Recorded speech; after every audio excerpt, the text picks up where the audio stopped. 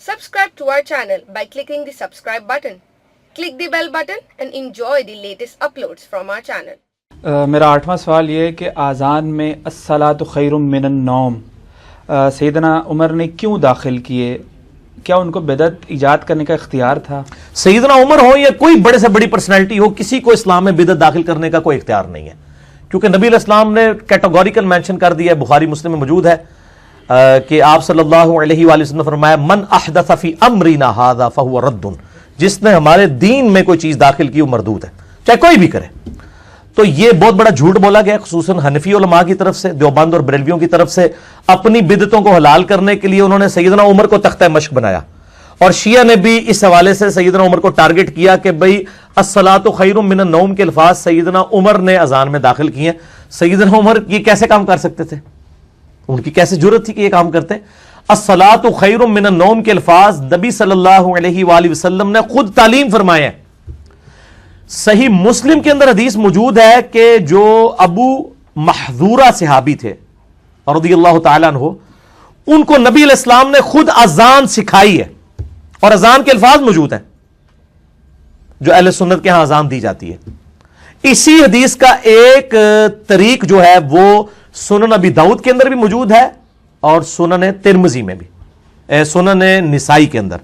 اور نسائی جو ہے نا، بخاری اور مسلم کے بعد اس روایت پہ سب سے صحیح ترین کتاب ہے سنن نسائی، سب سے کم ضعیف روایتیں اس میں ہیں۔ بخاری مسلم تو صحیح احادیث ہے نا، یعنی کتب ستہ کے اندر۔ سنن نسائی کے اندر انٹرنیشنل نمبر کے مطابق 634 نمبر حدیث ہے، سنن ابی داؤد میں موجود ہے، لیکن نسائی والی روایت مضبوط ہے۔ اور اتنا ظلم ہے کہ یہ مشکات جو ہے، یہ مشکات دکھائیں، یہ انسائکلوپیڈیا آف حدیث تمام اہل سنت کے مدرسوں کے اندر مشکات پڑھائی جاتی ہے۔ میں یہ کہتا ہوں کہ یہ علماء کیا پڑھ کے نکل رہے ہیں؟ اس میں نہیں انہوں نے پڑھا کہ الصلاۃ خیر من النوم کے الفاظ نبی علیہ السلام نے خود تعلیم فرمایا فجر کی اذان کے لیے، اور اتنے بڑے بڑے علامے اور مفتی بنے ہوئے ہیں۔ اور مشکات حالانکہ یہ وہ کتاب ہے جو بنیادی حدیث کی کتاب ہے جو ہمارے مدرسوں کے اندر پڑھائی جاتی ہے، مسئلہ نمبر 111B میرا ریکارڈڈ موجود ہے۔ اس میں یہ اذان کا چیپٹر کھولیں سرکار،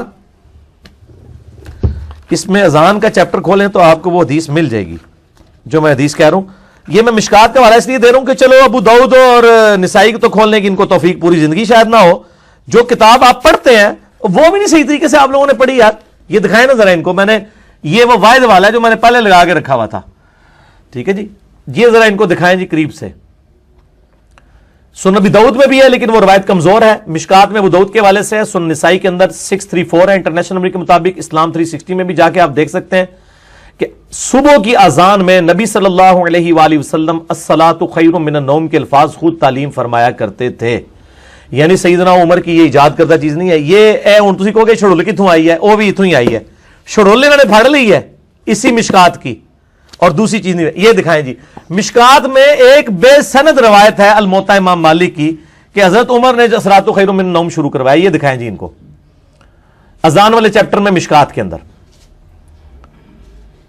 الموطا امام مالک میں امام مالک ڈائریکٹ کہہ رہے ہیں کہ میں سنے ہیں، سنا کے سنی، مجھ تک یہ بات پہنچی ہے، سند کوئی نہیں بیان کی۔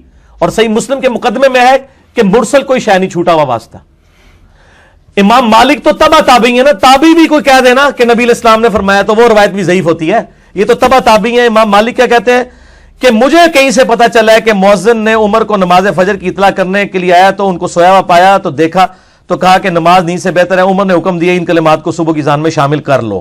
نعوذ باللہ من ذالک، یہ جعلی روایتوں نے بیڑا غرق کی ہے، یہ بالکل بے سند روایت ہے۔ اور آپ دیکھیں پبلک میں انہوں نے یہ بتا دی، اس سے پہلے جو روایت تھی جس میں نبی علیہ السلام نے خود الصلاۃ خیر من النوم جو ہے وہ سکھایا، وہ نہیں انہوں نے بتائی۔ انہوں نے اپنے بزرگ بابوں کی بدعتیں اور دین میں داخل کی ہوئی ساری کی ساری جھوٹی چیزیں جسٹیفائی کرنے کے لیے تو یہ جھوٹ جو ہے الصلاۃ خیر من النوم والا جو ہے نا وہ، اور یہ مرسل کی تباہی میں آپ کو بتاؤں، یعنی یہ مرسل جو اس طرح کے چھوٹی ہوئی جو روایتیں ہیں وہ انہوں نے دین کے اندر بڑا بیڑا غرق کیا ہے۔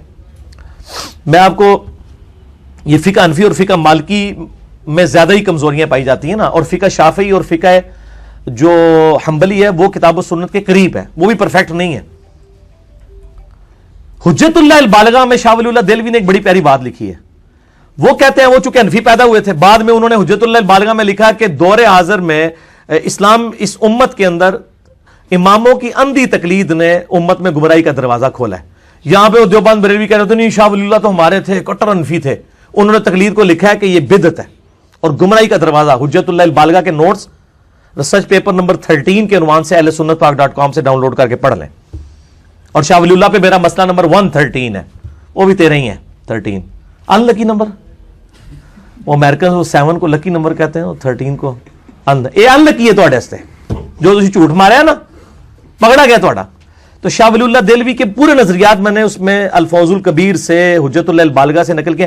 حجت اللہ البالغہ میں شاہ ولی اللہ دہلوی لکھتے ہیں کہ جب میں نے دقت نظر سے دیکھا کہ یہ فقہ حنفی اور فقہ مالکی میں اتنی خرابیاں کیوں پائی جاتی ہیں کتاب و سنت کی مخالفت میں، تو کہتے ہیں میں نے اس زد پہ پہنچا کہ امام مالک اور امام حنیفہ رحمہ اللہ میں ایک کمزوری تھی کہ وہ تابعین کے اقوال سے بھی دینی مسائل اخذ کر لیتے تھے، جبکہ امام شافعی خصوصاً اور امام احمد نمبل اس وقت تک دینی مسئلہ نہیں ڈیٹیکٹ کرتے تھے جب تک کہ کوئی مرفوع یا موقوف حدیث نہ مل جائے ان کو، موقوف صحابی تک، مرفوع نبی علیہ السلام تک.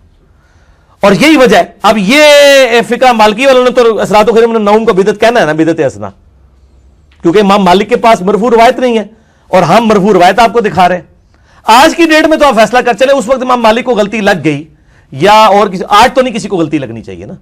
تو یہ مرسل کی تباہی ہے. اور شاہ ولی اللہ دہلوی نے لکھا ہے حجت اللہ البالغہ میں کہ فقہ حنفی اور فقہ مالکی کی خرابیوں کی وجہ یہ ہے کہ تابعین کے اقوال کے اوپر انہوں نے اپنی فقہ ساری بنا لی ہے زیادہ تر، اور انہوں نے یعنی مرفوع اور موقوف روایتوں کی طرف توجہ نہیں دی ہے. اور جب بعد میں وہ روایتیں نکلی تو ایک انہوں نے کہا یہ ساڑیاں بھی دیزا سن گھوم گئیاں، وہ گمیاں نہیں، وہ ہے ہی نہیں سن پائی. مجھے تابعین بھی تو سب سے زیادہ کذاب اور جھوٹے لوگ تابعین کے اندر ہیں. خوارج کون ہے؟ تابعین. مسلم کا مقدمہ پڑھ کے دیکھیں جتنی جھوٹی روایتیں گڑھنے والے. ابان بن ابی عیاش کون ہے؟ تابعی ہے جس نے وہ حضرت عمر والا وہ جھوٹا واقعہ گڑھا ہے کہ حضرت عمر نے جو ہے وہ سیدہ فاطمہ سلام اللہ علیہ کے اوپر دروازہ پھینکا اور وہ شہید ہو گئی. جو آج تک ہمارا ہاں یزید بھی تابعی ہے، حجاج ابن یوسف. تو تابعیوں نے کون سا سمجھنا ہے؟ تو یہ نہیں ہے. سارے مطلب جتنے غلیظ قسم کے لوگ تابعین کے اندر پیدا ہوئے ہیں نا، وہ آج بھی اس زمانے کے لوگ نہیں موجود ہیں، لیکن جو اچھے ہیں وہ اچھے ہیں. ٹھیک ہے. جب صحابہ میں کئی مرتد ہو گئے آپ علیہ السلام کی وفات کے بعد جو قانونی طور پہ صحابی تھے، قانونی صحابی اور حقیقی صحابی میں فرق بھی میرا ایک کلپ ہے، مسئلہ 96 میں سے کاٹا گیا، وہ آپ دیکھ لیں. تو تابعین کس جو کھیت کی مولی ہیں. ٹھیک ہے جی. تو میرا خیال ہے اتنا جواب کافی ہے. اثرات و خیر من النوم کے اوپر پوری تسلی ہوگی. آندہ نا کئی ہو لوگ پڑھ لکھ گئے تھے، اس لیے کہتے ہیں جناب وہ ایک منڈا آیا ہے جناب وہ انجینئر، کسی نے نہیں چڑھتا. بھائی اللہ کے بندے تسی اپنے آپ میں خود ہی نہیں چھڑے ہوا، من تو موقع مل گیا. اچھا لوگ کہتے ہیں جی آپ کامن ٹرمز میں بات کر کے نا تو امت کو جوڑیں. یہ کوشش تو ہمیشہ سے ہو رہی ہے، جوڑ کے دسو.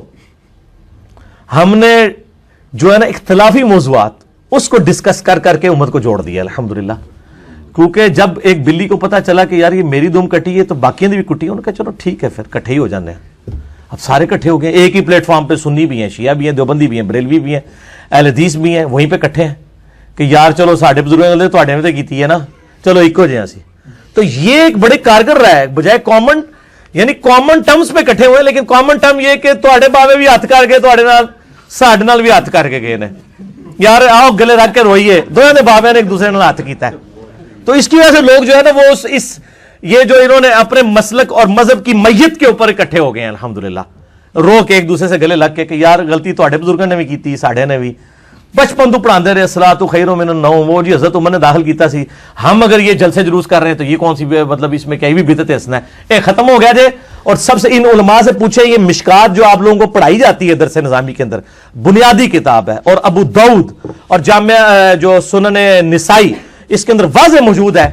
اب آپ کے علماء کو دھوکہ لگا یا یہ پکے انہوں نے منافقت کی آپ کے ساتھ، یا یہ بالکل چٹے ان پڑھ اور جاہل ہیں، ان کو پتہ ہی نہیں، انہوں نے حدیث کی کتابیں پڑھی کوئی نہیں ہوئی ہیں. یہ خالی پڑھی ہوئی ہیں، پڑھی ہوئی نہیں ہے، ان کے شوکیسوں میں پڑھی ہوئی ہیں. ٹھیک ہو گیا. پاس کرو منو اور پاس لازم منو غصہ چڑھ جائے گا پھر. سوال نمبر 9 ہے کہ ایک بھائی کا سوال ہے کہ تبلیغی جماعت والے یہ جو سہروزہ کرتے ہیں یا چلے لگاتے ہیں، یہ اس کا بھی شمار بدعت میں ہوگا؟ ہاں جی، اگر وہ چلے لگا رہے ہیں تبلیغ جماعت والے تو بریلویوں کے نزدیک بدعت ہوگا، اور اگر دعوت اسلامی والے 4 روزہ لگا رہے ہیں مدنی قافلہ تو وہ ٹھیک ہوگا، کوئی بدعت نہیں ہے. یہ زیادہ تر ہنگامہ کھڑا کیا اہل حدیث نے. اہل حدیث کو تو بدعت کی ڈیفینیشن کبھی سمجھ ہی نہیں آئی ہے. جو انہوں نے ڈیفینیشن پبلک کو بتائی ہے اس کے تحت خود یہ بدعتی ہیں. ختم بخاری نہیں کرواتے اہل حدیث, کہتے ہیں ثواب کے لیے نہیں کراتے. تو آپ بورڈ کے اوپر لکھا کریں اتنا موٹا کہ بغیر ثواب کے نیت سے ختم بخاری میں شریک ہوں, تاکہ تانوں ہی کرپیا بھی چندہ کوئی نہ دے. لوگ کہیں کہ ثواب لبڑا دے عمل ہے جا کے پڑھو تھے ثواب کے لیے ہو رہا ہے. یار یہ انتظامی معاملات ہیں. یہ آج ہم نے جو اتوار والے درس قرآن کیا ہوا ہے, نبی علیہ السلام تو جمعرات والے دن درس دیتے تھے, ہمارے لیے اتوار زیادہ کنوینئنٹ ہے. انتظامی معاملات کے اوپر کبھی بدعت کا فتویٰ نہیں لگتا. علماء کے درس نظامی کے جو کورسز ہیں 8 سال کا 10 سال کا, یا قم یونیورسٹی میں 17 سال تک بھی شیعہ پڑھتے ہیں, یہ انتظامی معاملات ہیں. یہ کہاں سے بدعت ہوں گے؟